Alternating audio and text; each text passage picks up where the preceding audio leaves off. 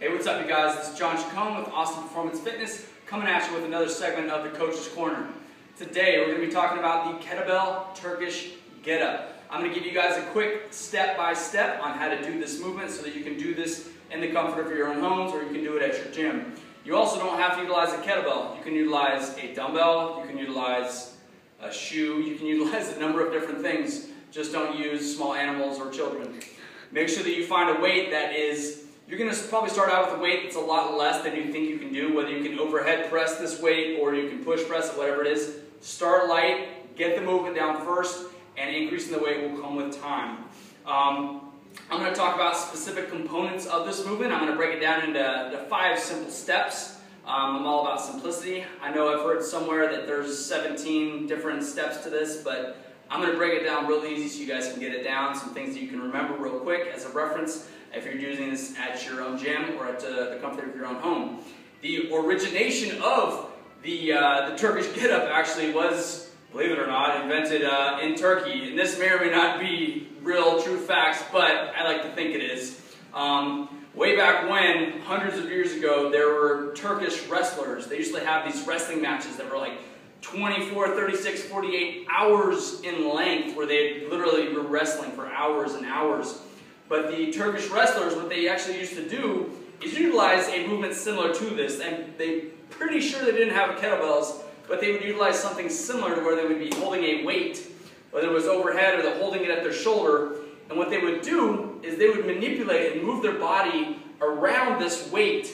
In other words, as if they were in a wrestling match where they had to learn to deal with this opponent or this resistance, if you will, that we're using as our kettlebell today, and they would move their body around it and have to get used to moving their body and changing their position with their hips, their legs, their shoulders, whatever it was, around this resistance. And you've also noticed that the kettlebell, because you're holding it in that overhead position for such a long period of time, it also helps to build some strength endurance in a good position. For us, it's a great teaching tool for learning some specific things about how to move your body through glute bridges, lunges, stepping up, sitting down, how to be efficient with your movements. The Kettlebell Turkish Getup is about efficiency, using as little effort as possible to move as much weight as possible while keeping that shoulder stable and that arm fully locked out overhead. Okay? Now, when I'm starting on the ground, there's a couple things I like to do. When I'm sitting on one side, I like to make it as easy on myself as possible so I can set up in a good position. If you don't focus on the setup, this whole thing is going to be incredibly difficult. So, starting off with a weight that you feel like you can do, start light, guys. I'm going to start off, since I'm going to have it in my right hand, I'm going to start with that kettlebell on my right side. It's about the height of my sternum or my chest. I'm going to take my right hand, slip it through this handle, and when I have it through there, my wrist is going to be nice and straight. It's not going to be bent back. I'm going to wrap my thumb and finger around there securely, and I'm going to wrap my other hand around there to secure it as well. From here, I'm going to roll over onto my back, fully extend my arm overhead in front of my chest using both hands. From here, I'm going to plant this opposite hand down, and notice my shoulder, I'm going to let it sink right back into that socket. Now, make sure you also make that sound with your mouth so that it sounds really cool when it sinks back in there. Next, I'm going to take my same side leg that the kettlebell is on. I'm going to prop it up about 6 to 8 inches from my butt. Some people feel more comfortable having it further out. I just don't recommend having it right up tight to your butt, okay? From here, the very first component of this movement is going to be the sit up. You're going to punch through the ceiling with this fully extended fist while planting your hand and pushing a lot of your weight over onto this hand and driving through this heel at the same time. Taking your belly breath, drive through, keeping that arm fully extended overhead. Now I'm in the sit-up position. This next movement is probably one of the most critical. You're going to drive through this heel while bracing yourself on this opposite hand, and you're going to perform a full glute bridge. Okay, so from here, drive the heel in, squeeze the glutes, elevate those hips as high as you can while keeping this arm fully extended overhead. From here, you're going to do what we call lace. This is the third component of this position. I'm going to lace through, and then from here, as I have my hips out, I'm going to push myself into a modified lunge position. And then from this lunge, while keeping a nice upright torso, I'm going to push off my back, the balls of my back foot, and the foot of my front foot. As I drive through, fully extend, squeeze the butt at the top, locking out the hips. hips while keeping the arm fully extended overhead. From here, I'm going to step back with my opposite leg, the reverse way that I just stood up. From here, I'm going to bend in my hips and place my base hand down on the floor. Then I'm going to unlace again, okay? Third component, now I'm in that full glute bridge. Once again, with those hips up, nice and high. From here, I'm going to sit down and then come down to the ground, utilizing that base hand and arm. Now I'm in that, still in that fully extended overhead position. From here, you can choose to go right back up into the get up, or you can bring it close to the body and round it off to the side and reset. Okay? Notice when I set up, one of the first things I did, once I brought that arm fully overhead or fully in front of the chest, is I let that shoulder sink back into that socket. It allows that shoulder to stabilize. If you keep that shoulder rounded forward, you can have a tough time keeping it under control. When you let it sink back, you let some of those upper back muscles take control and stabilize that joint. Okay? You'll know right away if that weight's too much, if you can't keep that arm fully locked out. The other reason why you might not be able to get that arm locked out is because of some mobility issues. If you have something that's trying to keep that shoulder internally rotated, or you can't fully extend your elbow, whether your biceps are tight, whatever it is, or you have wrist issues, take care of those first before you start getting engaged in this. It's a very helpful movement, a very helpful tool, but if your body's not ready to get into it, don't start it out just yet.